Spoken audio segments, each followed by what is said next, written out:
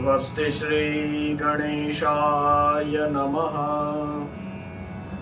श्री सरस्वत्यै नमः। श्री गुरुभ्यो नमः। शंभो महेश करुणा मयशूलपाणे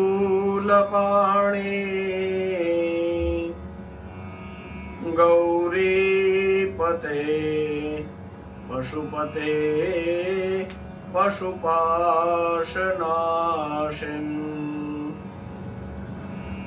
काशीपते करुणया जगदेकदेका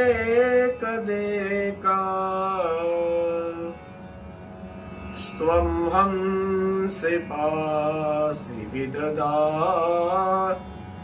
महेश्वरूषि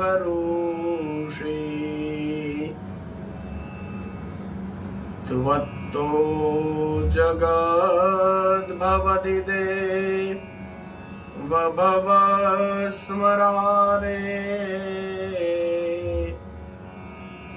त्वय्येव तिष्ठति जगन् मृडवेश्वनाथ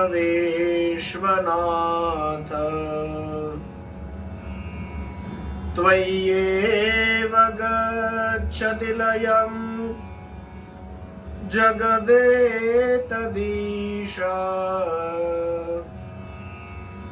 लिंगात्मकम् हरचराचरवेश्वरूपिन् श्री सोमनाथ महादेव की जय। सद्गुरु भगवान की जय। ओम नमः पार्वती पतये हर हर महादेव हर। सौराष्ट्रे सोमनाथं च श्रीशैले मल्लिकार्जुनम् उज्जैन्यं महाकाल ओंकारं ममलेश्वर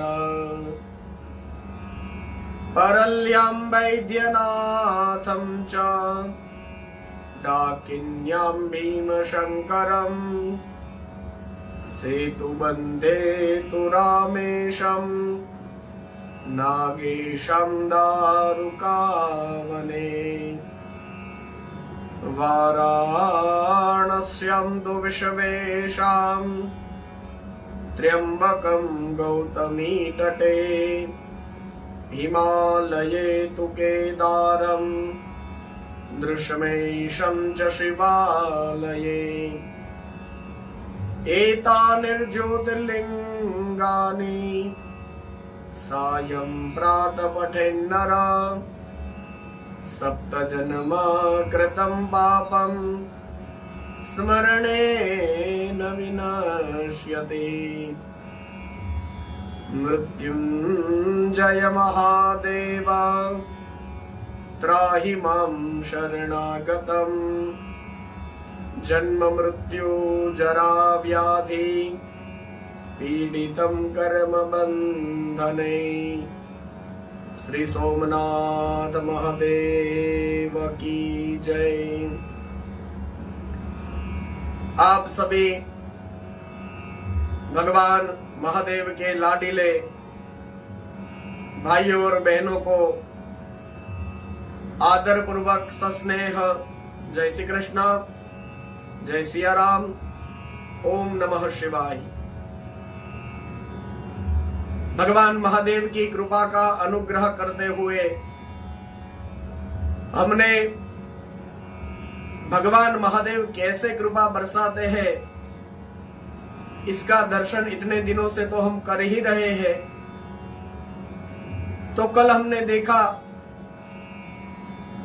शिवरात्रि का व्रत और उसमें भगवान महादेव की कैसे कृपा बरसती है। अनजाने में रात्रि के चारों प्रहर वो शिकारी व्याघ्र के द्वारा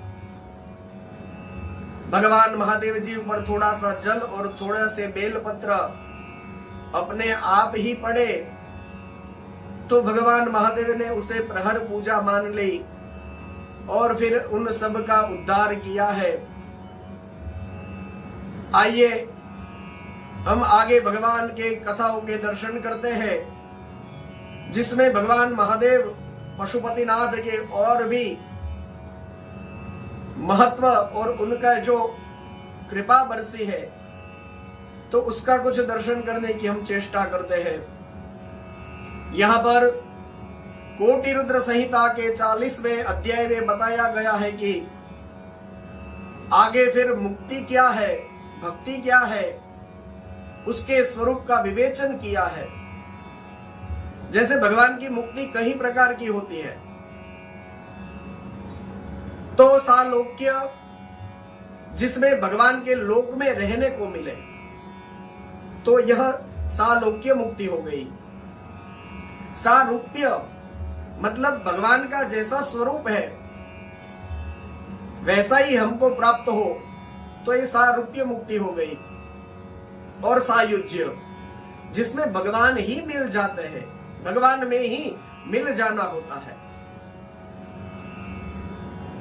एक है सारिष्ट जिसमें भगवान जैसा ऐश्वर्य प्राप्त होता है, और एक है सानिध्य, तो उसमें भगवान के सानिध्य में रहने को मिलता है। तो इस प्रकार कुछ मुक्तियों का वर्णन, और फिर कहा कि ज्ञान की प्राप्ति तो बहुत कठिन है, लेकिन भगवान का जो भजन है ये तो अत्यंत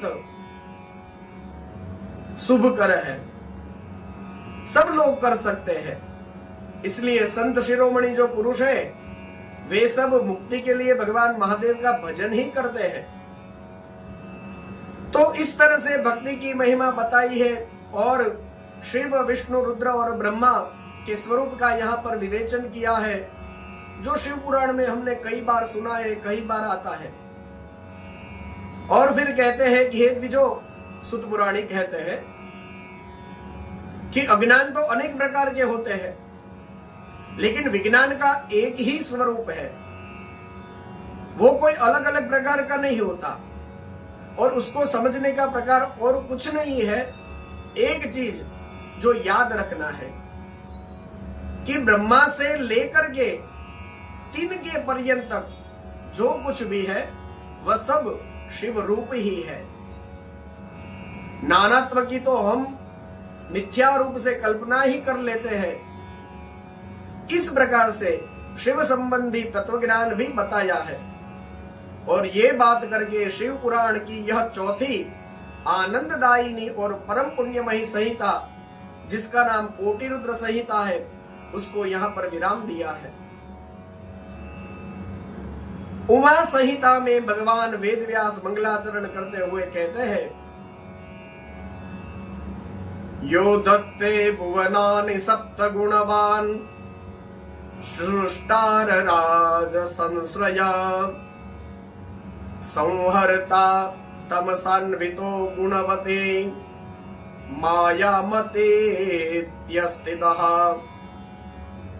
सत्यानन्दमनन्तबोधममलम् ब्रह्मादिसंज्ञानस पदं नित्यं सत्त्वसमन्वयाधिगतमं पूर्णं शिवं धीमहि।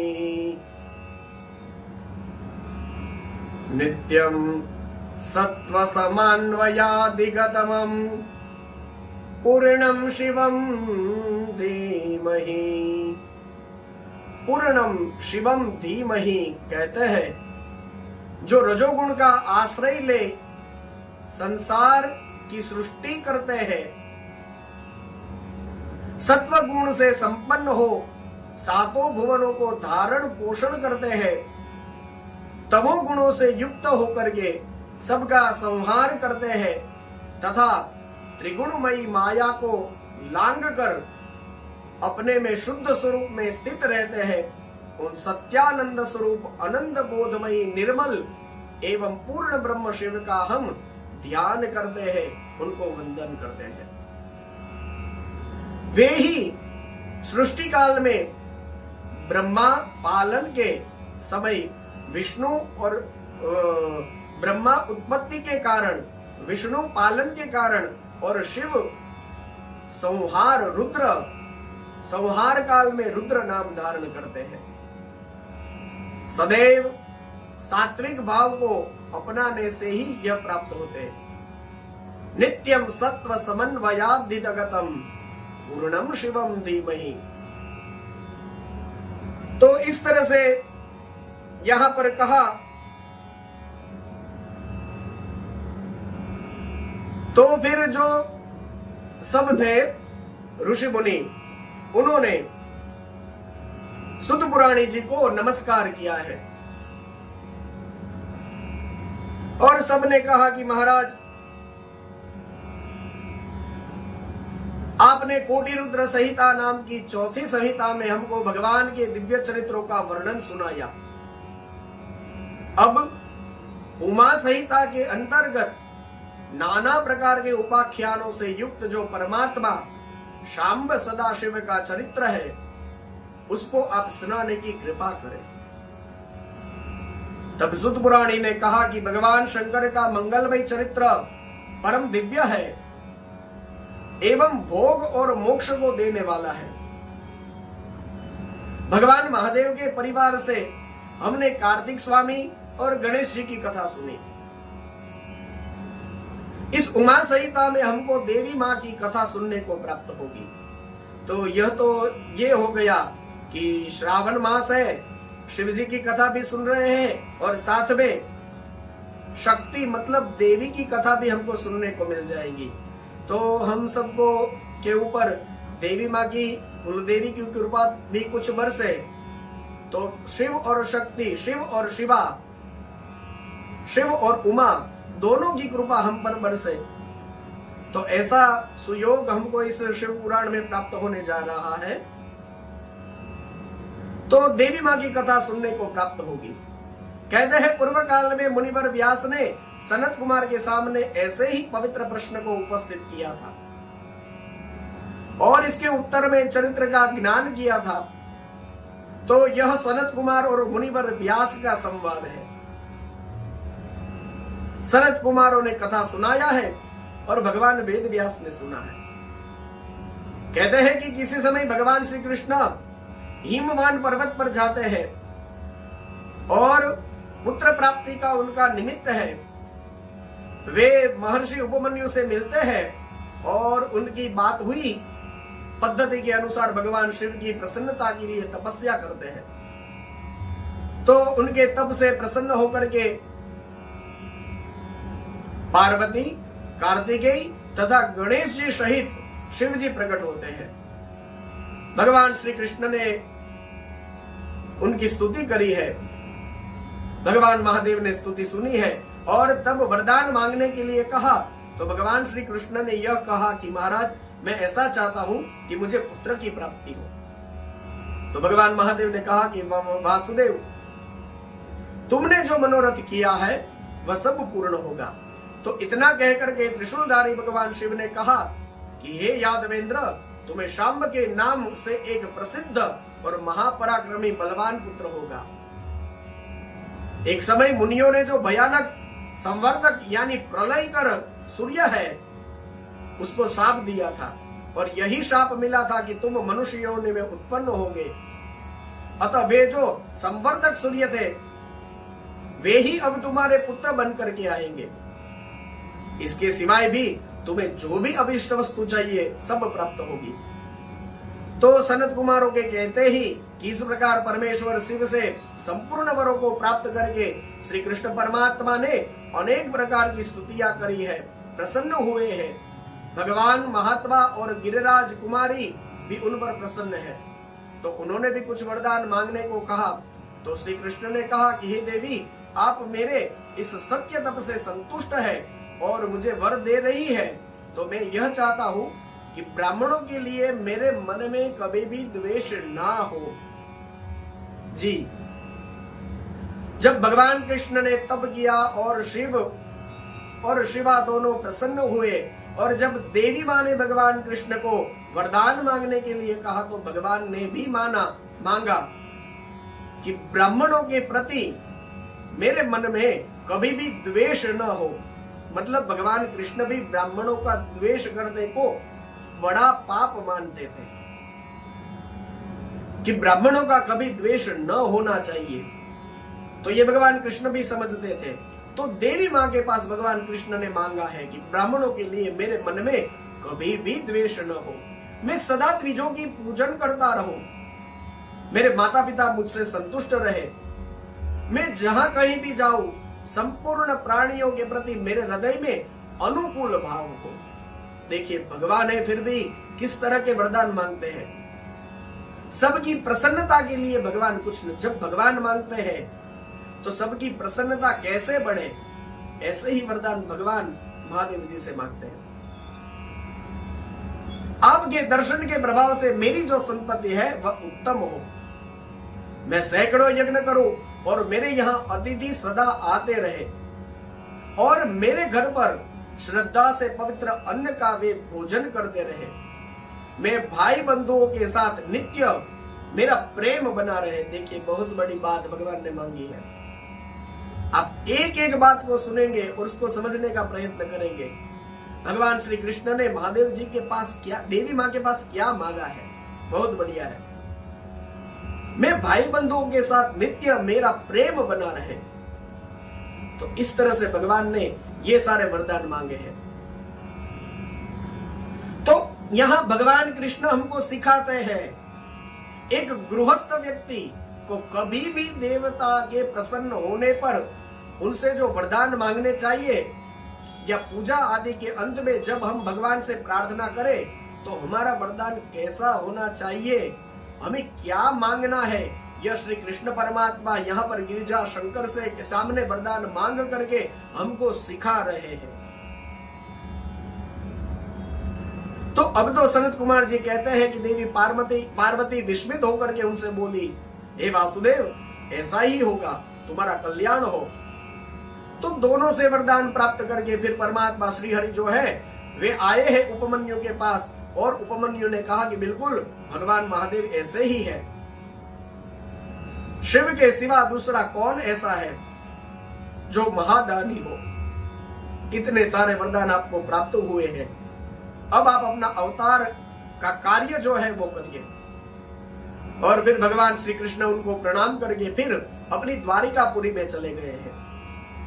तो यहाँ पर शिव पुराण में हमको एक स्मृति कराया जाता है कि जो शतरुद्र संहिता थी जिसमें भगवान के कई अवतार हुए थे, तो उसमें उपमन्यु की जो कथा आती है वही यह उपमन्यु है।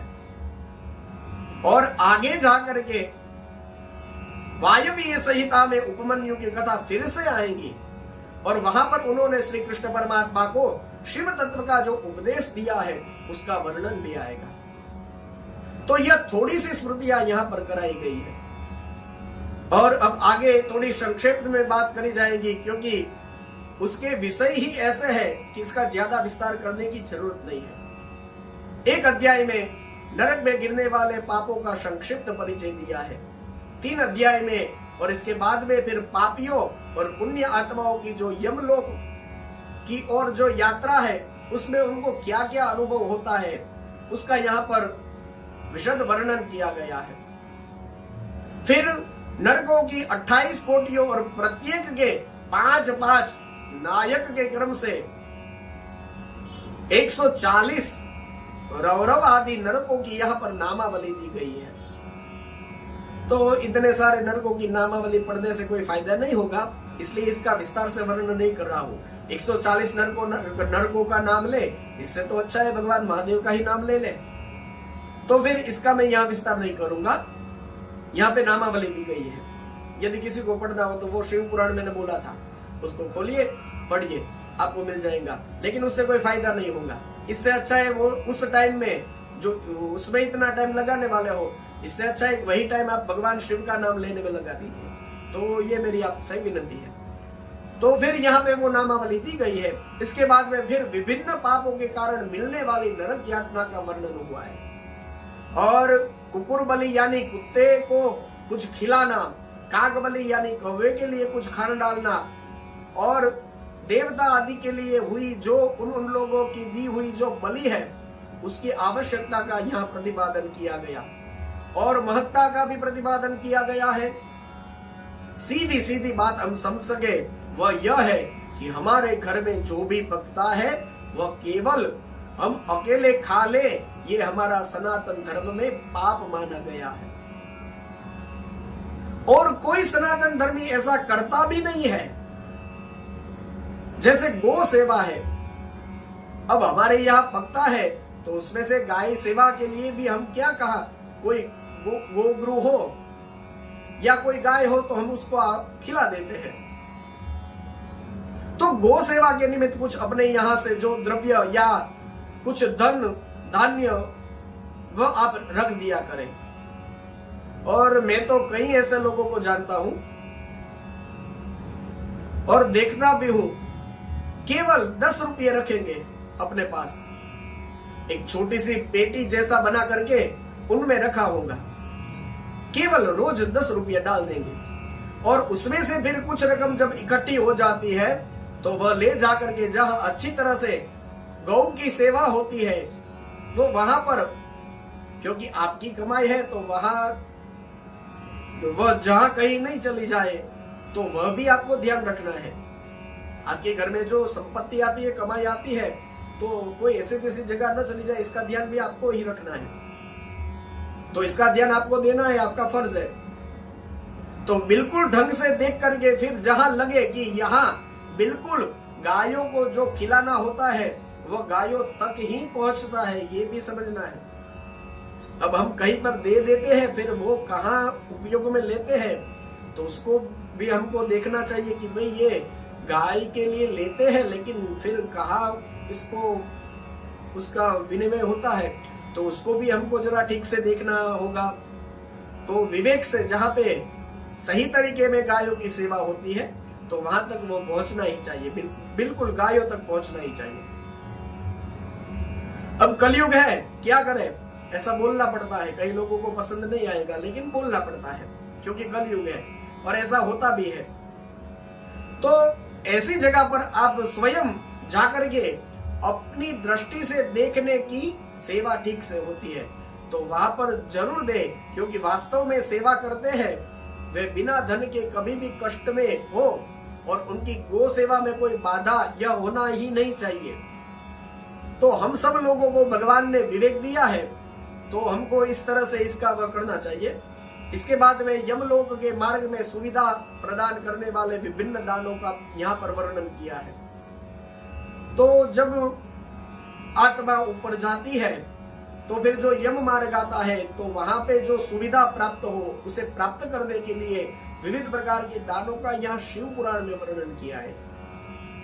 करूंगा नहीं, आप ढूंढ लेना और पढ़ लेना। कई लोग कहते हैं कि मरने के बाद किसको पता क्या होता है, कहाँ जाते हैं, ये जो कुछ भी करते हैं वो क्या वहां पर पहुंचेगा। तो यहाँ शिव पुराण कहता है।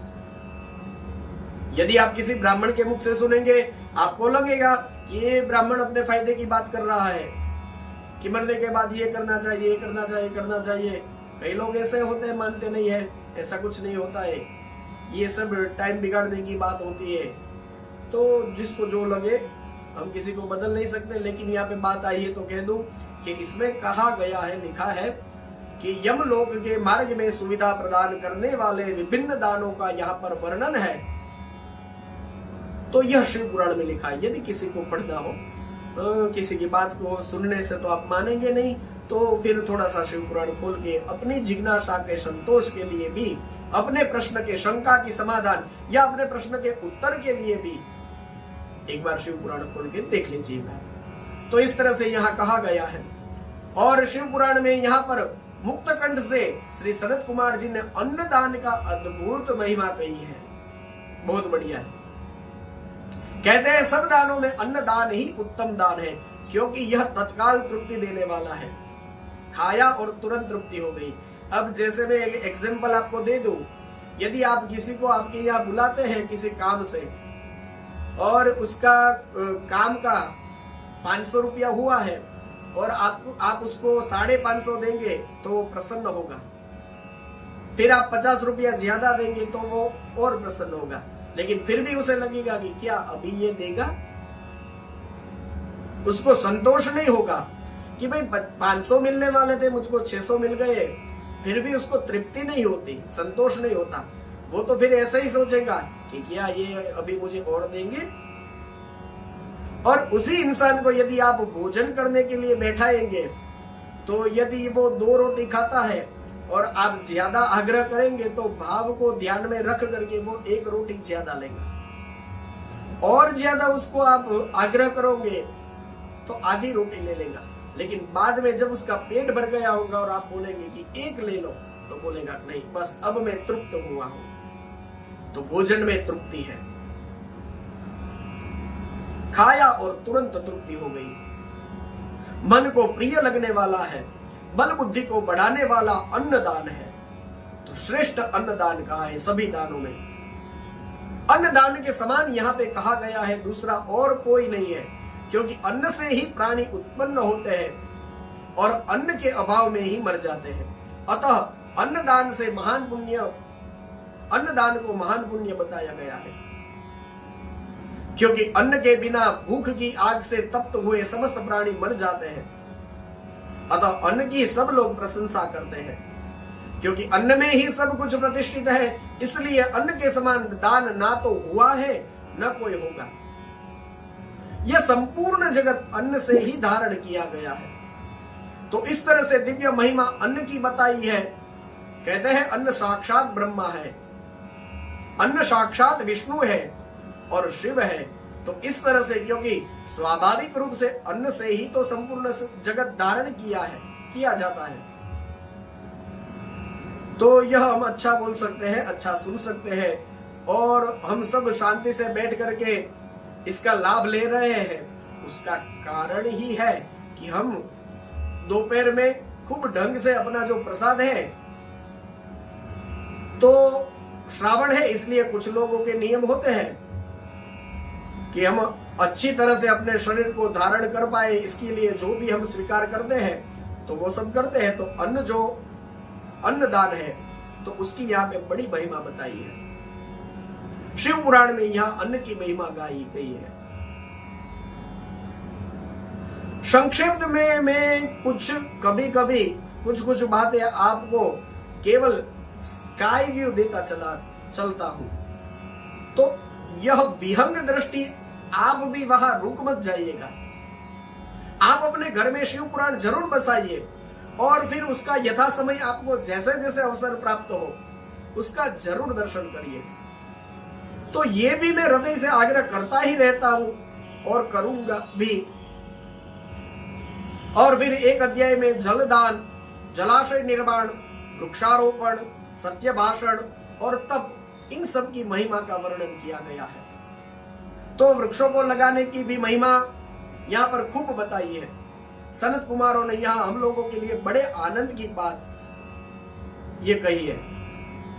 वैसे तो एनवायरमेंट करने से कुछ नहीं होता है, केवल उनकी समिति होती है।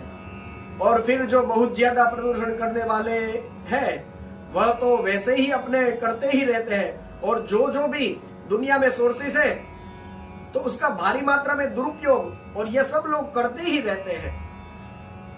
तो ये सब केवल बोलने से, प्रवचनों के करने से, समिति को करने से कुछ होता है तो वे जाने।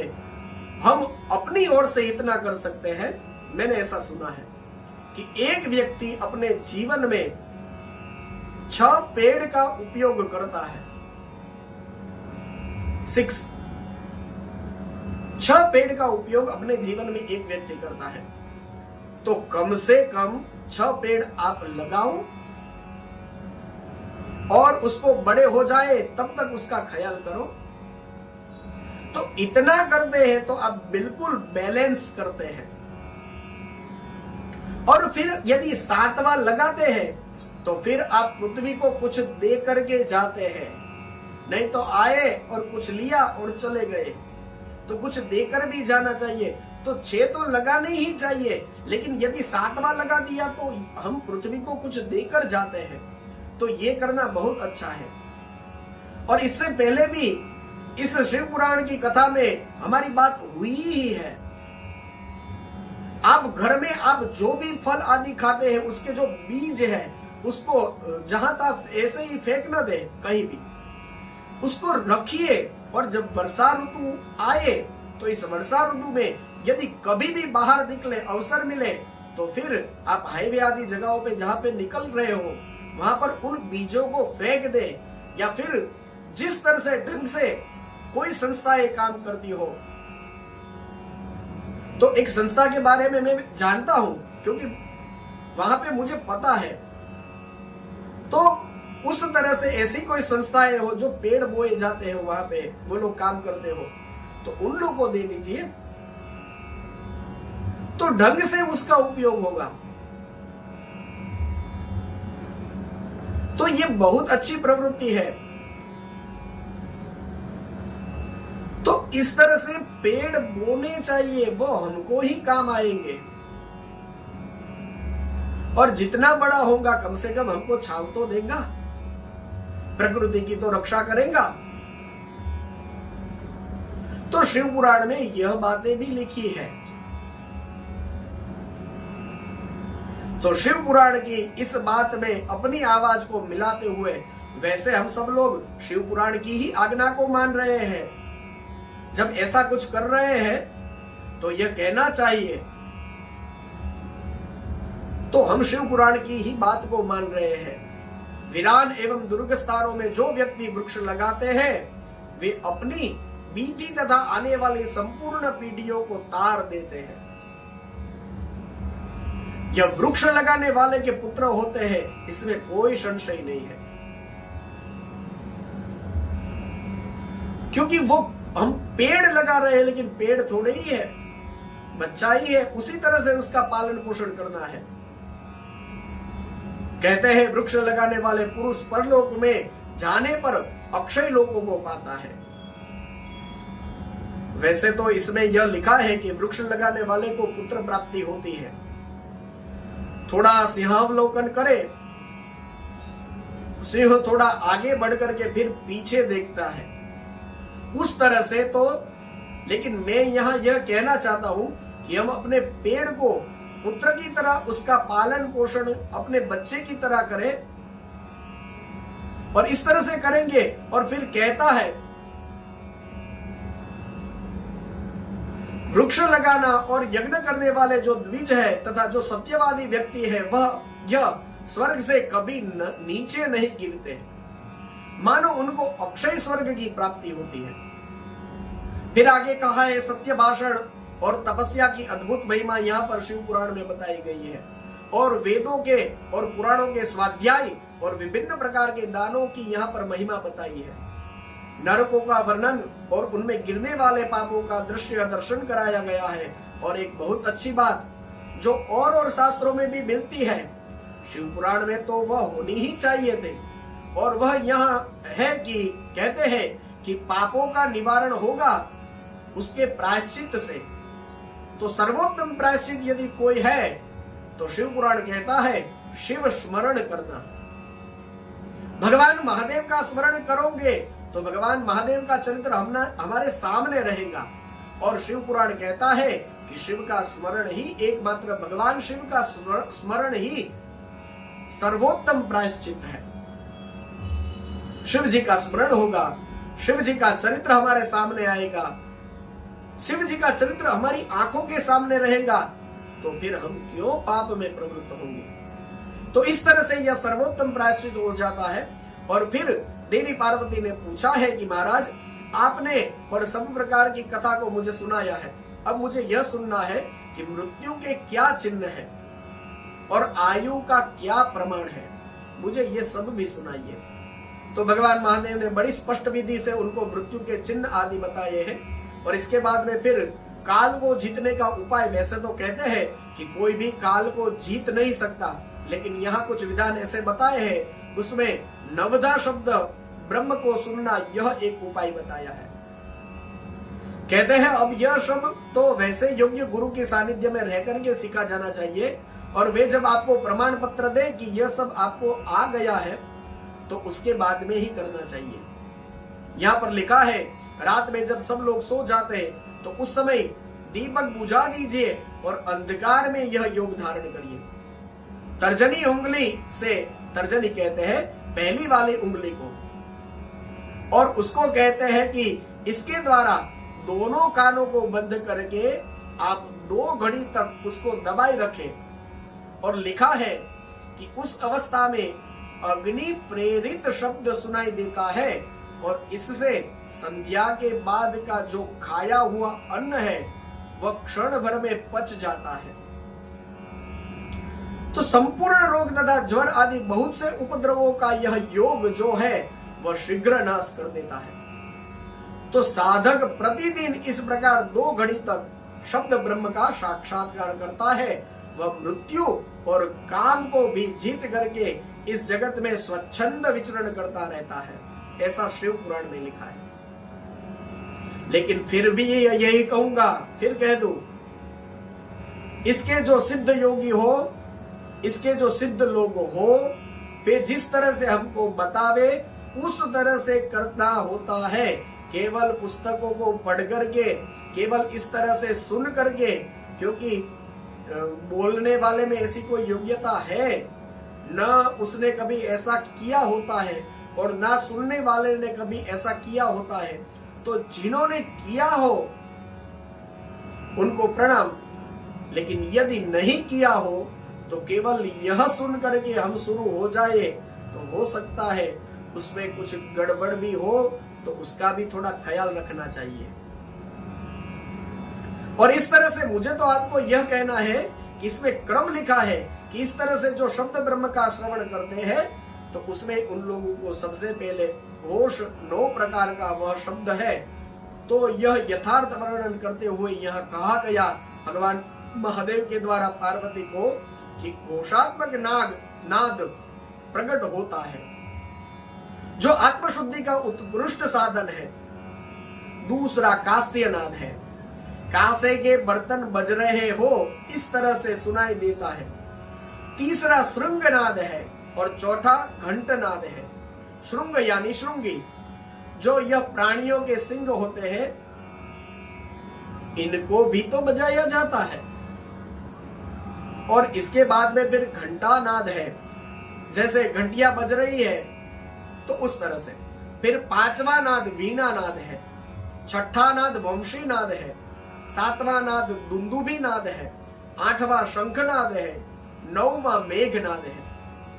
तो इस तरह से एक के बाद एक सुनाई देते हैं। इसका क्या फल है आदि सब शिव पुराण में स्पष्ट रूप में लिखा है, तो वह आपको स्वाध्याय करना चाहिए, पढ़ना चाहिए। तो इस तरह से नवधा रूप जो है शब्द ब्रह्म का, उसका वर्णन किया गया। इसके बाद में फिर यह प्रश्न पूछा गया पार्वती माता के द्वारा कि योगी जो है वह योगाकाश जनित वायु पद को जिस प्रकार प्राप्त होते हैं उसका वर्णन करिए। तो काल या मृत्यु को जीत करके अमरत्व प्राप्त करने की 4 यौगिक साधनाएं बताई है। उसमें सबसे पहला जो है वह प्राणायाम है। प्राणायाम की अद्भुत महिमाएं है, यह शिव पुराण में हमको सुनने को मिलती है।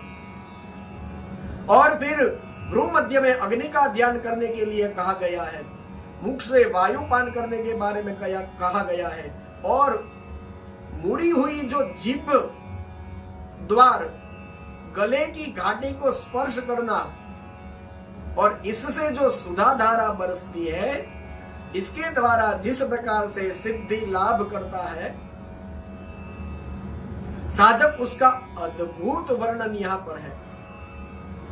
यह सारी बातें संक्षेप में ही कहने योग्य है, और संक्षेप में कहने योग्य होने की वजह से, क्योंकि ना वक्ता में ऐसी कोई योग्यता है, ना कुछ जानता हूं इसको कहना, और श्रोताओं के लिए भी यह केवल कहे सुनकर या केवल पुस्तकों को पढ़ करके करना, उसमें बहुत बड़ा योग मार्ग में बहुत बड़ा खतरा रहता है। तो ना ही मेरा कोई अनुभव है और ना ही आपका होगा। तो ये सुनने से या किसी किताब में पढ़ लेने से आप करने लगे तो ऐसा बिल्कुल मत करिएगा, क्योंकि योग मार्ग में बहुत बड़ा ये खतरा हो सकता है। और कई लोग ऐसे जो बिना गुरुओं के ध्यान में रहकर, बिना उनके निरीक्षण में कई विद्याएं अपनी तरह से ही केवल करने की कोशिश करी हो और जीवन भर के लिए उनको मुश्किलें रह गई होती है, ऐसा देखा जाता है। और व्यवहार में यह सब हम सुन भी जाते हैं। तो इस वजह से हम ये कहेंगे कि इन चीजों का केवल श्रवण और पाठ कर लिए, और क्योंकि हम शिव पुराण अधूरा नहीं छोड़ सकते इसलिए थोड़ा सा हमने वह कर लिया। बाकी अब हमको हमारे काम की जो बातें हैं वह अब आएगी। वह किसी सिद्ध गुरु के चरणों में बैठ करके जिनको भी इंटरेस्ट हो तो वो सारी जो चीजें वो करनी चाहिए। हमारी भारतीय संस्कृति में क्या नहीं है, तो यह सारी बातें भी है हमारे यहाँ। मृत्यु को जीतने के उपाय ये भी हमारी संस्कृति में बताया गया है। और एक ही अध्याय में यह जो उमा संहिता का 27वां अध्याय है उसमें भी 4 चीजें बताई है कि इसके द्वारा यहाँ हो सकता है, यह हो सकता है। तो ये वर्णन भी मिलता है। अब तो कहते हैं कि छाया पुरुष और स्वर्ग, फिर कश्यप का वंश, मनवंतर, मनुवंश, सत्यव्रत आदि का वंश, पितृकल्प और व्यास उत्पत्ति आदि का वर्णन भी मुनियों ने शुद्ध पुराणे से सुना है। इसके बाद में कहा कि महाराज आपके मुख से हमने भगवान शिव की अनेक कथाएं सुनी है। अब हम चाहते हैं कि दक्ष कन्या सती और हिमवान की पुत्री पार्वती, यह दोनों का तो हमने अवतार सुना, अब उनके दूसरे भी जो अवतार देवी माँ के हुए हैं उनके बारे में बताइए। तो ये सब सुनने के बाद हमको लगता है कि अच्छा अब उमा संहिता है,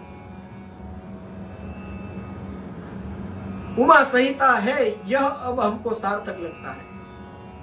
अब तक तो ऐसे ही लगता था कि इसमें उमा संहिता जैसा कुछ लग नहीं रहा है, अब लगेगा, क्योंकि अब केवल देवी माँ की कथाओं के बारे में ही वर्णन आएगा। कहते हैं ज्ञानी पुरुष कभी भी उनकी कथा श्रवण के शुभ अवसर को नहीं छोड़ते हैं। तो देवी माँ के अवतारों का वर्णन करिए। प्रसन्न हुए सूत जी ने कहा कि जो भी इस कथा को सुनते पूछते हैं और बांचते हैं तो उनके चरण कमलों की धूलि को भी ऋषियों ने तीर्थ माना है। पूर्व काल में एक महामना सूरत थे, उन्होंने महर्षि मेधा से यही बात पूछी थी और उस समय मेधा ने जो उत्तर दिया है वह सब मैं आपको बता रहा हूं, आप प्रेम से सुनिए। स्वारोचिष मनवंतर में वीरथ नाम के एक प्रसिद्ध राजा हो गए। उनके पुत्र थे, उनका नाम सूरथ था। वे महान बल पराक्रम से संपन्न थे, दानी, पूर्ण सत्यवादी ऐसे थे। इंद्र के समान तेजस्वी राजा सूरथ थे। पृथ्वी पर शासन करते समय कुछ ऐसे 9 राजा हुए हैं जो उनके हाथ से भूमंडल का राज्य छीन लेने के लिए बड़े प्रयत्न में लगे रहते थे। ऐसे 9 राजा थे जो सूरत के पास से उनका राज्य छीन लेना चाहते थे और हमेशा उसके प्रयत्न में लगे रहते थे। तो उन्होंने भूपाल सूरत की राजधानी कोल्हापुरी को चारों ओर से घेर लिया और उसके साथ राजा का बड़ा भयानक युद्ध भी हुआ है। शत्रु बड़े प्रबल थे, इसलिए सूरत की पराजय हुई है। शत्रुओं ने सारा राज्य अपने अधिकार में कर लिया और सूरत को कोल्हापुरी से निकाल दिया। राजा अपनी दूसरी पुरी में आए हैं और वहां पर फिर मंत्रियों को साथ रह करके राज्य करने लगे हैं। तो इस तरह से राजा दूसरे नगर में आ गए और अपने मंत्रियों को साथ रख करके वो राज्य कर रहे थे। तो वहां पर भी आक्रमण कर दिया और उन्होंने पराजित कर दिया। अब तो देव योग से राजा के मंत्री आदि गण भी उनके शत्रु बन बैठे। खजाने में जो भी धन संचित था वे सब चला गया और फिर सूरत जो राजा है वे शिकार के बहाने अपने राज्य से बाहर निकल गए। अकेले ही घोड़े पर सवार होकर के चले गए गहन वन में। वहां पर इधर उधर घूमते हुए राजा ने एक श्रेष्ठ मुनि का आश्रम देखा जो चारों ओर फूलों के बगीचे लगे होने से बड़ी शोभा पा रहा था। वेद मंत्रों की ध्वनि वहां से आ रही थी, गूंज रही थी। सब जीव जंतु शांत भाव से वहां पर रहते थे। मुनि के शिष्य और प्रशिक्षण तथा उनके भी शिष्यों से उस आश्रम में सब ओर से घेर रखा था और उस आश्रम में महाबली व्याघ्र आदि अल्प शक्ति वाले गौ आदि पशुओं को भी पीड़ा नहीं देते थे। तो यह सब देखा तो वे बड़े प्रसन्न हुए। फिर वहां पर गए तो मुनीश्वर मेधा ने उनको बड़े प्रेम से मीठे वचन, भोजन और आसन द्वारा उनका स्वागत किया और उसको आदर सत्कार किया है। तो एक दिन राजा सुरथ बहुत ही चिंतित तथा मोह के वशीभूत होकर के अनेक प्रकार से विचार कर रहे थे। उतने में ही वहां पर एक वैश्य भी आ पहुंचा है। तो राजा ने उससे पूछा कि भैया तुम कौन हो और किस लिए यहाँ पर आए हो, क्या कारण है, इतने दुखी दिखाई दे रहे हो, तो मुझे कारण बताओ। तो फिर वो जो वैश्य था उसने कहा कि राजन, मैं वैश्य हूं, मेरा नाम समाधि है, मैं धनी कुल में उत्पन्न हुआ हूं, परंतु मेरा पुत्र और स्त्री आदि ने धन के लोभ से मुझे घर से बाहर निकाल दिया है, अतः प्रारब्ध कर्म से दुखी हूं, मैं इस वन में चला आया हूं। करुणा सागर प्रभु यहाँ आकर के मैं पुत्र, पौत्र, पत्नी, भाई, भतीजे, अन्य सभी लोगों के लिए कोई कुशल समाचार नहीं जान पाता। तो राजा ने कहा कि जिन दुराचारी तथा धन के लोभी पुत्र आदि ने तुम्हें निकाल दिया, उन्हीं के प्रति मूर्ख जीव की भांति तुम प्रेम क्यों कर रहे हो। तो फिर वैश्य ने कहा कि महाराज, आपने बात तो बड़ी उत्तम कही है, लेकिन मन ही ऐसा है जो उनके प्रेम पास में बंधा हुआ है, तो फिर वो मोह को प्राप्त हो रहा है।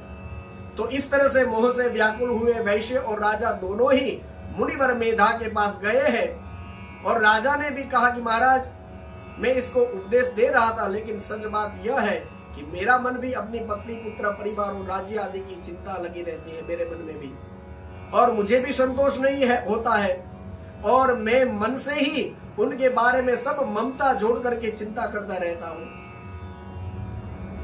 तो आप इसका क्या कारण है ये बताइए। तो मुनिवर मेधा ने कहा कि बैठो, ऐसा है कि यह सनातन शक्ति स्वरूपा जगदम्बा जो है वह महामाया कही गई है, और वे ही सबके मन को खींच करके मोह में डाल देती है। उनकी माया से मोहित होने के कारण ब्रह्मा आदि समस्त देवता भी परम तत्व को नहीं जानते। फिर मनुष्य की तो बात ही क्या कर सकते हैं। तो वे परमेश्वरी ही सत्व, रज और तम इन तीन गुणों का आश्रय लेकर के समय अनुसार संपूर्ण विश्व की सृष्टि का पालन और संहार करती है।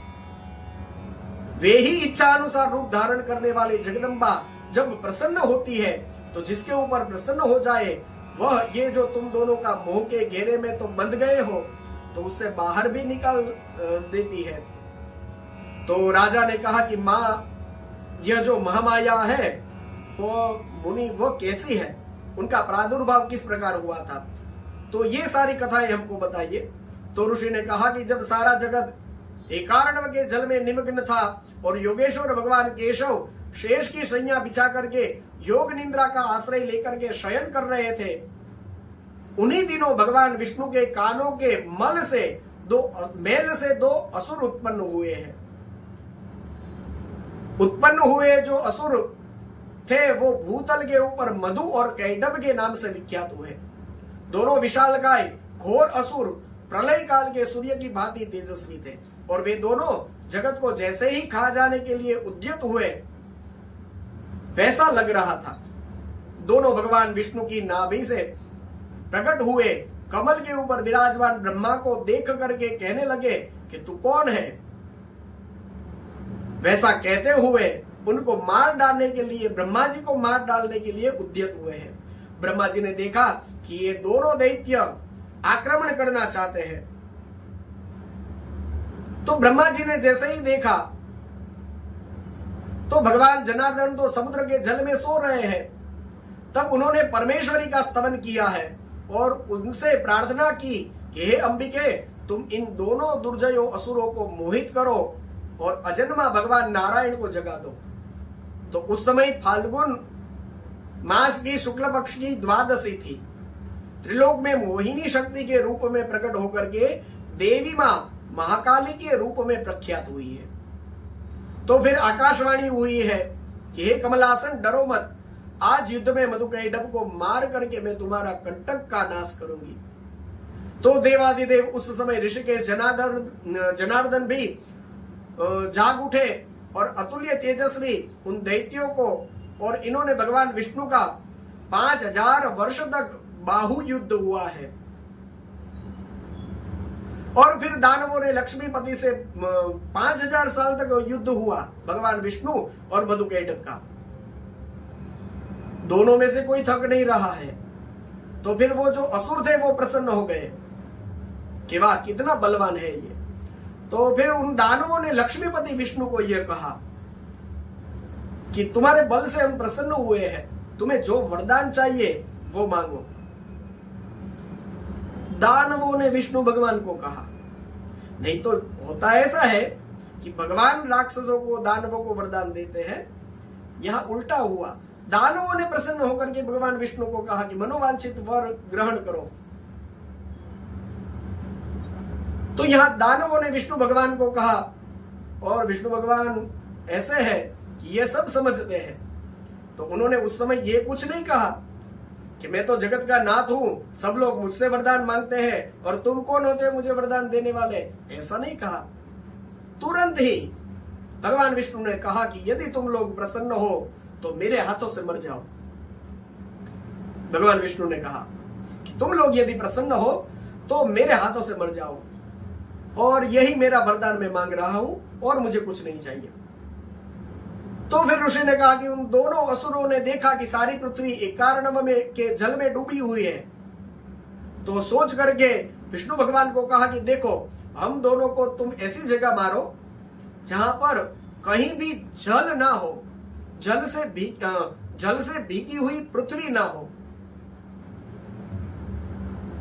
तो भगवान केशव ने कहा कि बिल्कुल ठीक है, और उन्होंने अपना परम तेजस्वी चक्र उठाया है और अपने जांघ पर जांघ उठाई, और वहां कहां जल था, वहां कहां गीला था।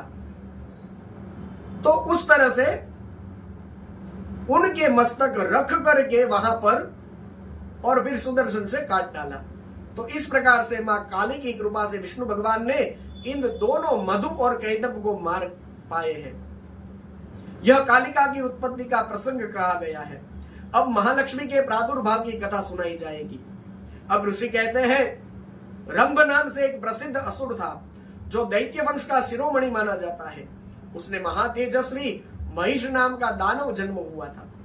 दानवराज महिष समस्त देवताओं को युद्ध में पराजित करके देवराज इंद्र का जो सिंहासन है उस पर जाकर बैठ गए और स्वर्ग लोक में रह करके त्रिलोकी का राज्य करने लगे। देवता सब डर के मारे ब्रह्मा जी के शरण में, ब्रह्मा जी ने उन सबको साथ में लेकर के जहां पे शिव जी और विष्णु भगवान विराजमान थे वहां पर गए हैं। देवताओं ने शिव और केशव को नमस्कार किया है और सारी जो बातें थी वो सुनाई है। और वे सब कहने लगे कि महाराज यह दानवराज महिषासुर तो सम्रांगण में हम सबको जीत करके स्वर्ग से बाहर फेंक दिया है। तो फिर आप पापात्मा के लिए असुर खुद ही अब इतना पाप करने लगा है, तो अब आप उस असुर के वध का उपाय जो है वह शीघ्र ही सोचे। तो देवताओं की बात सुनकर के शिव और विष्णु ने अत्यंत क्रोध किया और रोष के मारे उनके नेत्र घूमने लगे। तब अत्यंत क्रोध से भरे हुए भगवान शिव और विष्णु के मुख से तथा अन्य देवताओं के शरीर से तेज प्रकट हुआ है। वह तेज का महान पुंज अत्यंत प्रज्वलित होकर के दसों दिशाओं से प्रकाशित हो उठा है। दसों दिशाओं में प्रकाशित हो उठे उस तेज को देख करके सब देवता आदि सब दुर्गा जी के ध्यान में लगे हैं और उन सब देवताओं ने उस तेज को प्रत्यक्ष देखा। संपूर्ण देवताओं के शरीरों से निकला हुआ वह अत्यंत भीषण तेज एकत्र होकर के एक नारी के स्वरूप में परिणित हो गया। वह नारी साक्षात महिषमर्दिनी देवी यही थी और उनका प्रकाशमान मुख शिव के तेज से प्रकट हुआ था, भुजाएं विष्णु के तेज से प्रकट हुई थी। तो इस तरह से देवताओं के तेज से प्रकट हुई कमला लक्ष्मी ही वह परमेश्वरी थी। देवेश्वरों ने शिवा देवी को अस्त्र शस्त्र से संपन्न करने का विचार किया। महेश्वर ने महेश्वरी को शूल समर्पित किया है, विष्णु भगवान ने चक्र दिया है, वरुण ने पास दिए हैं। तो इस तरह से सब लोगों ने अपने अपने अस्त्र शस्त्र देवी को दिए हैं। और फिर देवताओं ने देवी की जय जयकार करी है। जगदम्बा भक्ति गदगद वाणी द्वारा सब देवताओं ने स्तवन भी किया है। और इसके बाद में फिर सारे दैत्य आदि सामने अस्त्र शस्त्र लेकर के खड़े हैं। तो देवी माँ भी सब लोगों के साथ उनके साथ युद्ध करने के लिए तैयार हुई है और सारे देवता भी उनके साथ में है। और फिर युद्ध होने लगा महिषासुर का देवी के साथ। फिर तो माया युद्ध होने लगा। और उस समय देवी माँ ने क्या किया कि कूद करके महिषासुर की छाती के ऊपर चढ़ गई और अपने पैरों से उसको दबा करके उन्होंने भयंकर शूल से उसके कंठ में आघात किया। उनके पैर से दबाए होने के कारण महिषासुर अपने मुख से दूसरे रूप में बाहर निकलने लगा। अभी आधा ही शरीर उसका निकला था, तब तक तो देवी ने अपने प्रभाव से उसे रोक दिया। आधा निकला होने पर भी वह महाधर्म दैत्य देवी के साथ युद्ध करने लगा। तब देवी ने बड़ी तलवार लेकर के उसका सर काट दिया और उस असुर को धराशायी कर दिया है। फिर तो उसके सैनिक गण सब हाय हाय करने लगे हैं और त्राही त्राही पुकारने लगे हैं। तो देवी माँ ने इस प्रकार से जगत को महिषासुर को मार करके निष्कंटक कर दिया। समस्त देवताओं के तेज से उत्पन्न हुई वे देवी महालक्ष्मी ही थी। तो उनके अवतार की चर्चा तो वैसे तो महालक्ष्मी जी हम श्रवण अवतार आदि के बारे में चरित्र हम जब सुनते हैं तो वे तो बड़ी सौम्य और कोमल ऐसी दिखती है, लेकिन जरूरत पड़ने पर वे ही कोमल कमला लक्ष्मी या इस तरह से महिषासुर को मारने वाली महिषासुर मर्दिनी भी बन जाती है। तो इस तरह से यहाँ पर वर्णन किया गया। फिर ऋषि कहते हैं कि पूर्व काल में शुंभ और निशुंभ नाम के दो प्रतापी दैत्य थे। त्रिलोकी के राज्य पर उन्होंने भी बलपूर्वक आक्रमण किया था। उनसे पीड़ित देवता सब भागे और हिमालय पर्वत की शरण ले ली है। फिर देवी उमा का स्तवन किया है उन्होंने। यहाँ पर भी शिव पुराण में दिव्य वह स्तवन भी दिया गया है। जय दुर्गे महिषानी जयात्मयी जनप्रिय त्रिलोक त्राणकारिणी शिवायते नमो नमः। इस तरह से आदि स्तुति करी है। प्रसन्न हुई देवी माता ने उन्होंने अपना दर्शन वहां पर उन लोगों को कराया है। प्रकट होकर के देवताओं से पूछा कि आप यहाँ किसकी स्तुति करते हो। तब उन्हीं गौरी के शरीर से एक कुमारी प्रकट हुई है और देवताओं को देखते वह शिव भक्ति से आदर पूर्वक यह बोली है कि मां, यह समस्त स्वर्गवासी देवता निशुंभ और शुंभ नामक प्रबल दैत्यों से अत्यंत पीड़ित हो अपनी रक्षा के लिए मेरी स्तुति करते हैं। और पार्वती के शरीर कोश से वह कुमारी निकली थी, इसलिए कौशिकी नाम से प्रसिद्ध हुई। कौशिकी ही साक्षात शुंभासुर का नाश करने वाली सरस्वती है। तो फिर सरस्वती नाम सुनते ही फिर हमको बात याद आ जाती है। तो वैसे तो सरस्वती माता का जो स्वरूप हम जानते हैं, तो प्रेम से बैठी है कमल पर, वीणा बजा रही है और उनका वाहन मोर उनके पास में खड़ा है। तो वैसे तो सरस्वती शांत दिखती है, लेकिन शुंभासुर का विनाश करने वाली यहाँ पर बताया है शिव पुराण में। तो इसका अर्थ हुआ कि देवी माँ वैसे तो शांत रहती है, लेकिन जरूरत पड़े तो फिर ऐसे शुंभ निशुंभ जैसे दैत्य प्रकट हो तो वे ही सरस्वती जो शांत होकर के वीणा बजा रही है, वे युद्ध में उतर भी सकती है। तो कौशिकी ही साक्षात सरस्वती है।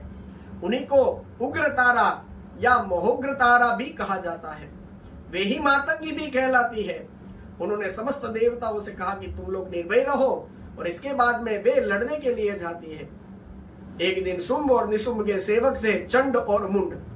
तो उन्होंने उस देवी को देखा और उसके मनोहर रूप को देख करके वे तुरंत ही शुंभ निशुंभ के पास गए और कहा कि आज हमने एक अपूर्व सुंदर नारी को देखा है और उसको हिमालय के पास वहां जाकर के रमणीय शिखर पर जहां पर वे रहती है, तो वहां जाकर के हमको उसको लाना चाहिए। तो दैत्य को भेजा है शुंभ निशुंभ ने और कहा कि वहां जाकर के अपने बल पराक्रम का बखान करो और उस देवी को यहाँ बुला करके ले आओ। तो फिर वो दूत गया है वहां पर और दूत ने शुंभ निशुंभ के बहुत बड़े अद्भुत ऐश्वर्य का वर्णन किया है देवी को और उनके पराक्रमों से प्रभावित करने की चेष्टा करने लगा। और फिर कहा कि दुनिया में जितने रत्न हैं वे सब उनके पास है और आप भी स्त्रियों में रत्न भूता हो, तो इस वजह से उन दोनों ने आपके पास प्रस्ताव भेजा है। आप प्रेम से उनके पास आइए, सारे रत्न उनके पास है, तो आप भी रत्न भूता हो, आप भी उन्हीं के पास, और नहीं मानेंगी तो फिर आपको जबरदस्ती यहां से ले जाएंगे। तो देवी माँ ने इतना ज्यादा अपमान सुना, लेकिन वो दूत था छोटा आदमी, तो उसका क्या करे।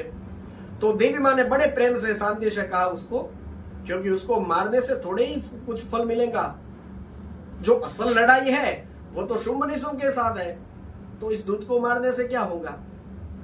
तो जिन्होंने इस बेचारे को भेजा है तो दूत को नहीं मारना चाहिए। और सामान्य यदि व्यक्ति सामने खड़ा है तो वे दूसरे किसी के कहने से यहां आया है, इसलिए इसका अपराध नहीं है। तो देवी माँ यह सब जानती है और वैसे ही करुणामयी है, तो उन्होंने कहा कि दूत, तुम तो सच कहते हो, तुम्हारा कथन में कुछ असत्य नहीं है, लेकिन क्या है कि मैंने पहले ही ऐसी प्रतिज्ञा कर रखी है और वो अज्ञानवश हुई है। मैंने बालकपन में अभी वो प्रतिज्ञा कर ली, लेकिन क्या करे, अब वो प्रतिज्ञा पूरी हो जाए मुझे अच्छा लगेगा। तो प्रतिज्ञा क्या थी? बोली यही कि जो मेरा घमंड चूर कर दे, जो मुझे युद्ध में जीत ले, उसी को मैं पति बना सकती हूं। तो यही मेरी अटल प्रतिज्ञा है। इसलिए शुंभ निशुंभ को कहो कि तुम दुनिया में सबसे ज्यादा बलवान हो, तुम दोनों आओ और फिर मेरे साथ लड़ना और फिर मुझे जीतना, बस इतना कर लो और फिर मैं तुम्हारी। तो फिर वो दूत तो गया है और शुंभ निशुंभ को यह सब सुना दिया। तो फिर शुंभ कुपित हो उठा और उसने बलवानों में श्रेष्ठ सेनापति धूम्राक्ष को कहा कि जाओ वहां पर और उसके साथ लड़ो और उसको वहां से यहां ले आओ। तो जैसे ही धूम्राक्ष गया तो देवी ने केवल हुंकार किया और वो वही भस्म हो गया। तभी से देवी धूमावती कहलाने लगी है। अब तो शुंभ को बड़ा क्रोध आया, चंड मुंड रक्त बीज आदि असुरों को भेजा है उसने। तो देवी माँ उनके साथ लीला पूर्वक युद्ध करती है और चंड मुंड सहित महान असुर जो रक्त बीज था उसको भी मार डाला है। तो ये सब जब आप सुनते हो तो शायद आपको मार्कंडेय पुराण में जो दुर्गा सप्तशती है, जो 700 श्लोकों में दुर्गा जी का चरित्र है, तो उसकी स्मृति आपको हो रही होगी। बिल्कुल वही कथाएं यहां पर दी गई है, जिसे हम चंडी पाठ कहते हैं, दुर्गा सप्तशती। तो बिल्कुल वही ये कथा है सारी। अब तो सेना और सेनापति सहित निशुंभ और शुंभ भी युद्ध करने के लिए आए। देवी माँ के लिए तो ये सब एक खिलौने जैसे थे। माँ ने उन सब का उद्धार किया है, लेकिन शिव पुराण एक बात कहने से नहीं चूकते। ये कहते हैं कि शिवा के लोक पावन यानी लोगों को पवित्र करने वाले पाणी पंकज से यानी हस्तकमल से उन सब को मृत्यु प्राप्त हुई है। तो लोक पाणी पंकज शिवा का था, उसका स्पर्श हुआ और वे मरे, तो उस वजह से उन सब को परम पद की प्राप्ति हुई है। मतलब सीधी भाषा में आपको बोल दूं कि देवी माँ ने उन सबको मारा, लेकिन देवी माँ का उनको स्पर्श हुआ हाथ का, तो इस हिसाब से वे मरे तो सही, लेकिन उनको फिर परम पद की प्राप्ति हुई है। तो फिर अब एक दिव्य कथा सुनाते हुए मुनियों ने कहा कि संपूर्ण पदार्थों के पूर्ण ज्ञाता सुत जी भुवनेश्वरी उमा के, जिनसे सरस्वती भी प्रकट हुई थी, उस अवतार का पुनः वर्णन कीजिए। तो सुत जी ने कहा कि ऐसा है कि एक समय देवता और दानवों में युद्ध हुआ था और सब लोग महामाया के प्रभाव से, जो लोग थे देवता लोग थे, उनकी विजय हुई। तो जैसे ही विजय हुई तो देवताओं ने अपनी सूरवीरता का बड़ा गर्व होने लगा उनको, और वे आत्म प्रशंसा करने लगे कि हम लोग तो धन्य है, ऐसा आदि बोलने लगे, डींगे हाँकने लगे। तो उस समय उनके समक्ष उसी समय वहां पर एक पुंज प्रकट हुआ, जो पहले कभी देखने में आया नहीं था। उसने देख करके सब देवता विस्मय भरे देखने लगे कि ये क्या है। तो किसी को भी पता नहीं चला कि यह क्या है।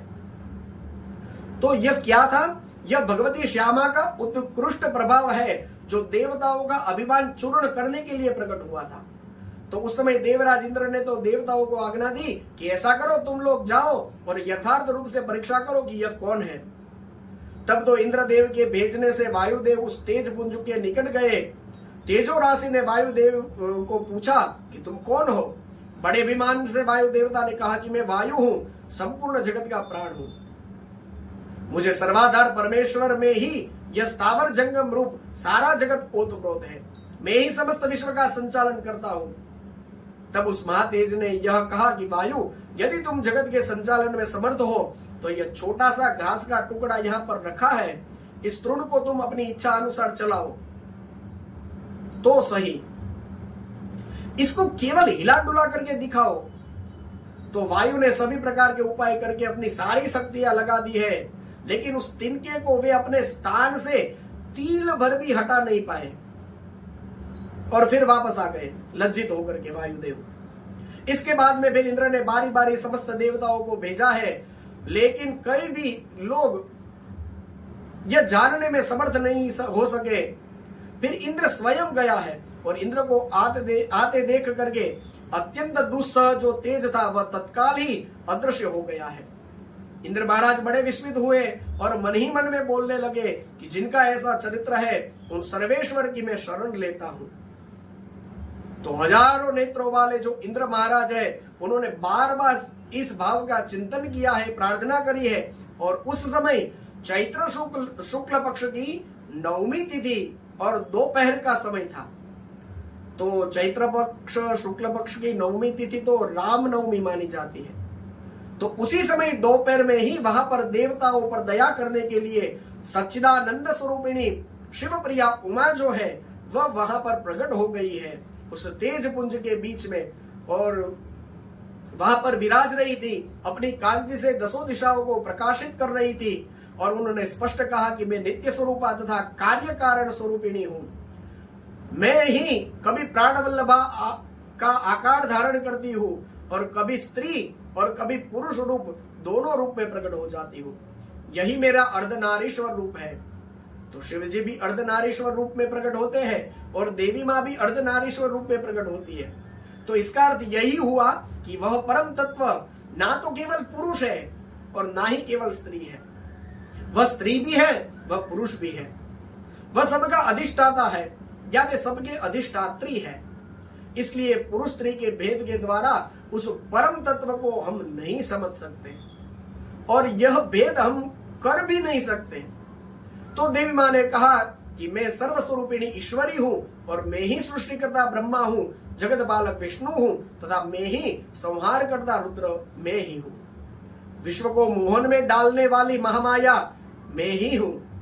तो इस प्रकार देवी ने कहा कि यह सब गर्वादि छोड़ दो, तुम लोग ने असुरों को जीत लिया तो इसमें अभिमान करने की कोई जरूरत नहीं है, प्रेम से मेरा भजन करो बस। देवी यह कहकर करुणा युक्त वचन सुनकर के सभी देवता प्रसन्न हो गए और परमेश्वरी की सब स्तुति करने लगे हैं। अब मुनियों ने देवी माँ का और भी चरित्र सुनाने का आकांक्षा रखी। तो सुत पुराणी ने कहा कि दुर्गम नाम से विख्यात एक असुर था, वह रुरु नाम का महाबलवान पुत्र था और ब्रह्मा जी ने उनको वरदान दिया था। तो उसने चारों वेदों को अपने हाथ में कर लिया था और इसके बाद में फिर वह उत्पात करने लगा। देवता सब गए हैं माँ की शरण में और महेश्वरी योग माया की शरण में जाकर के उनकी स्तुति करने लगे हैं, माँ रक्षा करो रक्षा करो रक्षा करो। तो देवी माँ ने उन सब देवताओं की व्याकुल प्रार्थना सुन करके और इसके बाद में उन सब के सामने प्रकट हो गई और देवी माँ ने उन सब प्रजाजनों का कष्ट उठाते देख करके उनके नेत्रों में करुणा के आंसू छलक आए। यहां शिव पुराण में बड़ी विचित्र बात लिखी है कि इस तरह से सबको व्याकुल देख करके देवी मां लगातार 9 दिन और 9 रात तक रोती रही। उन्होंने अपने नेत्रों से अश्रु जल की सहस्त्रों धाराएं प्रवाहित की और उन धाराओं से सब लोग तृप्त हो गए और समस्त औषधियां भी सींची गई और सरिता तथा समुद्रों में भी अगाध जल भरा गया। पृथ्वी पर साग और फल मूल के अंकुर उत्पन्न होने लगे। शुद्ध हृदय वाले महापुरुषों को अपने हाथ में रखे हुए फल बांटने लगी है। उनका स्वरूप ही ऐसा था। उनके 4 हाथ थे, एक में धनुष था, एक में बाण था, एक में कमल था और एक में यह नाना प्रकार के फल मूल के लिए थे, वो सबको बांटने लगी। उन्होंने गौ आदि के लिए सुंदर घास और दूसरे प्राणियों के लिए भी यथा योग्य भोजन प्रस्तुत किया और कहा कि बताओ और तुम्हारा कौन सा कार्य सिद्ध करूं। तो सब एकत्र होकर के बोले, दुर्गम असुर के द्वारा अपहत जो वेद है उनको ला करके हमको वापस दीजिए, क्योंकि वेद ही तो है जो सनातन धर्म के मूल है। वेदो किलो धर्म मूलम, तो यह हमारे यहां कहा गया है। तो देवी मां ने कहा, बिल्कुल चिंता मत करो, मैं शीघ्र ही तुम्हारे संपूर्ण वेद ला करके दूंगी। तो उस दैत्य को, दुर्गम असुर को पता चल गया कि देवी मां मुझे मारने के लिए आने वाली है। तो फिर वह अपनी सेना को लेकर के चारों ओर से देवपुरी को घेर लेता है। तब शिवा वहां से बाहर आ गई और देवी और दैत्य दोनों में घोर युद्ध आरंभ हुआ है। और उस समय सम्रांगण में दोनों ओर से कवच को छिन्न भिन्न कर देने वाले तीखे बाणों की वर्षा होने लगी है। इस बीच में देवी के शरीर से सुंदर रूप वाली काली, तारा, छिन्न मस्तका, श्रीविद्या, भुवनेश्वरी, भैरवी, बगला, धुमरा, श्रीमती, त्रिपुरा सुंदरी और मातंगी, यह 10 महाविद्या अस्त्र शस्त्र लिए निकली है। और भी दिव्य मूर्ति वाली असंख्य मातृकाएं प्रकट हुई है। और फिर भयंकर युद्ध हुआ है। उसमें देवी ने त्रिशूल की धार से उस दुर्गम दैत्य को मार डाला है। तब तो देवता आए हैं सब, और वे सब कहने लगे कि हे अंबिके, आपने हम लोगों के लिए असंख्य नेत्रों से युक्त रूप धारण कर लिया है। इस वजह से मुनिजन आपको शताक्षी कहेंगे। तो मां का शताक्षी स्वरूप प्रकट हुआ था। अपने शरीर से उत्पन्न हुए शाकों द्वारा आपने समस्त लोगों का भरण पोषण किया है, इसलिए आप शाकंभरी के नाम से भी आपकी ख्याति होगी।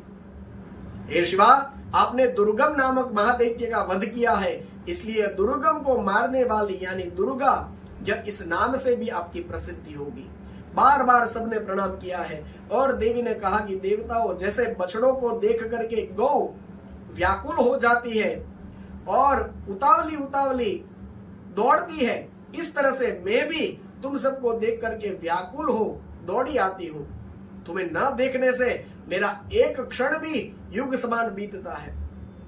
यह स्वरूप जो है वह करुणामयी मां का स्वरूप है। कहा है कि मैं तो तुम्हारे लिए अपने प्राण भी दे सकती हूं। तो यहां पर हमको देखने सुनने को मिल सकता है, इतनी दयालु मां और कहां पर मिलती है। फिर कहा कि मैं यशोमयी देवी नंद की पत्नी यशोदा के गर्भ से योनिज रूप धारण करके गोकुल में उत्पन्न होंगी और उस समय मेरा नंदजा ऐसा नाम होगा।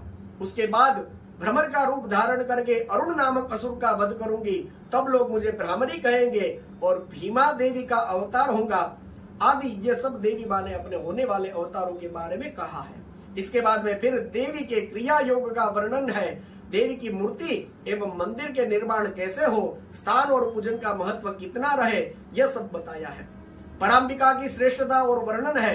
कहते हैं कि जहां पर विराजित हो जाती है वहां पर यह श्री माता रात दिन आशीर्वाद देती है और पूजा करने के पश्चात साधक जिस जिस मनोरथ के लिए प्रार्थना करते हैं वह जरूर उसको प्राप्त होता है।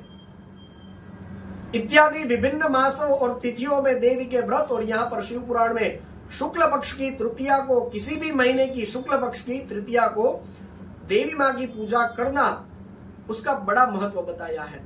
इसके बाद में फिर देवी माँ के उत्सव करने का, देवी माँ का पूजन करने का फल क्या है, यह सब बता करके उमा संहिता को यहाँ पर परम पुण्यमयी और शिव भक्ति को बढ़ाने वाली बताया है। और कहा कि इसमें नाना प्रकार के उपाख्यान है, यह कल्याणमयी संहिता है, यह भोग और मोक्ष देने वाली है। तो इस प्रकार से यह दिव्य उमा संहिता का सब लोगों को पाठ करना चाहिए। जहां पर जिसके घर में सुंदर अक्षरों में लिखी हुई यह संहिता विधिवत पूजित होती है, वहां संपूर्ण अभिष्ट प्राप्त कर लेता है। उसे भूत प्रेत पिशाच आदि दुष्टों से कभी भी भय नहीं रहता है। वह पुत्र पौत्र आदि संपत्ति को अवश्य पाता है। आदि मंगलमय फल जो दिए गए हैं वह बताया गया है।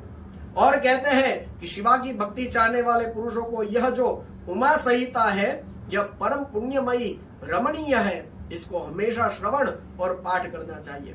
इस प्रकार से देवी उमा की यह पावनी संहिता शिव पुराण के अंतर्गत आप सबके सामने रखी गई है। यथा समय आज कुछ कालातीत क्रम हुआ हो तो क्षमा करें, लेकिन हमको कम से कम विहंग एक दृष्टि तो कम से कम शिव पुराण के इन पन्नों पर डालनी ही है। यह मंगल मनोरथ है हमारा। श्रावण में हम सबको श्रवण का फल प्राप्त हो और हमारा श्रावण सफल हो जाए, तो भगवान महादेव की कृपा हम सब पर बरस ही रही है। इसलिए यह क्रम प्रारंभ हुआ और यह क्रम आगे निरंतर निर्विघ्न रूप में बढ़ा रहे, तो हम सब भाग्यशाली हैं।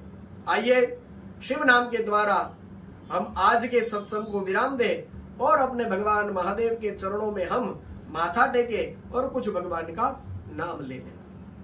ओम नमः शिवाय, ओम नमः शिवाय, हर हर भोले, नमः शिवाय, ओम नमः शिवाय, ओम नमः शिवाय, हर हर भोले, नमः शिवाय। सोमेश्वराय, शिव सोमेश्वराय, हर हर भोले, नमः शिवाय। सोमेश्वराय, शिव सोमेश्वराय, हर हर भोले, नमः शिवाय। ओम नमः शिवाय, ओम नमः शिवाय, हर हर भोले, नमः शिवाय। ओम नमः शिवाय, ओम नमः शिवाय, हर हर भोले, नमः शिवाय। श्री सोमनाथ महादेव की जय, सद्गुरु भगवान की जय। ओम नमः पार्वती पतये, हर हर महादेव।